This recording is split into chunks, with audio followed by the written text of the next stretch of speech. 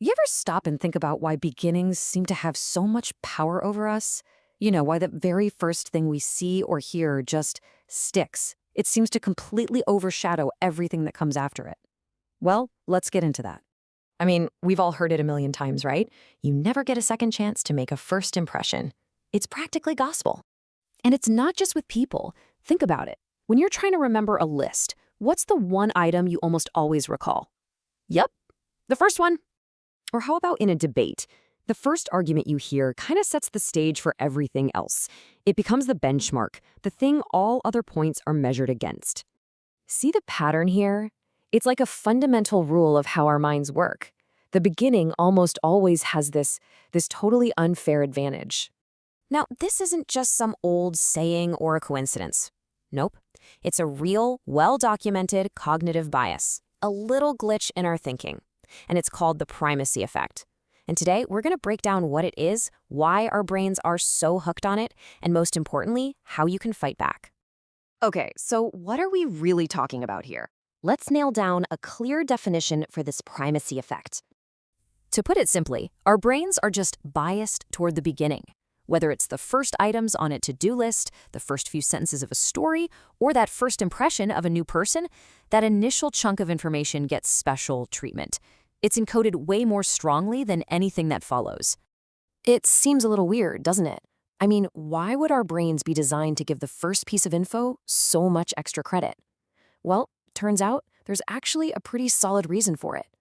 It really boils down to two things: attention and novelty.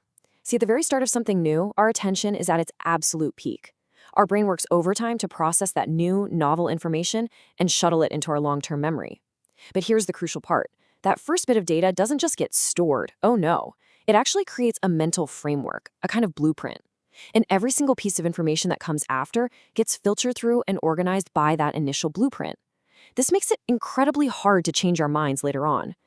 So, this might sound like a harmless little mental quirk. But out in the real world, the primacy effect can be incredibly unfair. It can lead to some seriously flawed judgments. And honestly, it can be pretty dangerous. Let's take a classic job interview. Picture this. A hiring manager has seen 10 people for one position. The first candidate does a decent job, pretty good. So what happens? That performance becomes the benchmark. It sets the standard. Now, by the time the manager gets to say candidate number 8, who might actually be way more qualified, they're not being judged on their own merits. They're being judged against the memory of candidate 1. That first interview created the framework, giving that first person a huge unearned advantage. And this brings us to a really powerful way to think about it. Imagine that first impression is like a heavy anchor. The second it hits your brain, it drops and lodges itself firmly in the sand. Now, all the other information that comes later is just tethered to that anchor point. It prevents your opinion from drifting very far, even when a whole wave of new evidence comes in telling you it should. And this right here is the real problem. This bias leads to those unfair evaluations we just talked about. It also opens the door for people to manipulate you, right? They can present their strong points first and bury the weak ones at the end, knowing you're already hooked. It anchors our opinions way too early before we have all the facts, which causes us to dismiss potentially better ideas or people that show up later. It makes changing our minds feel almost impossible. So the big question is, what do we do about this? Are we just stuck, doomed to be controlled by every first impression? Absolutely not. There are some really concrete strategies we can use to overcome this bias and start thinking a whole lot more clearly.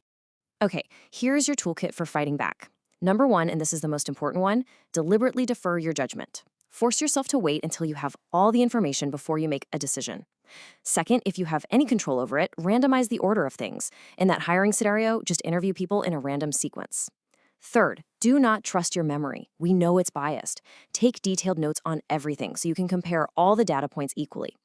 And finally, you have to actively challenge your first impression. Ask yourself, what if this was the last thing I heard instead of the first? Would I feel differently? All right, as we wrap this up, I want to leave you with one last idea that really gets to the heart of why this all matters so much. This just says it all, doesn't it? Our brain is literally wired to make that first impression feel like the truest one. It feels solid, it feels reliable, it feels strong. But thinking clearly means recognizing that feeling for what it is. A cognitive shortcut, not the objective truth. That strongest feeling isn't always the right one. So I'll leave you with this question to chew on. Think about it. Whether it's about a person, a new project at work, or some big idea, what initial anchor might be holding your judgment in place right now? Because just being aware of it, well, that's the first step to pulling it up and really thinking for yourself.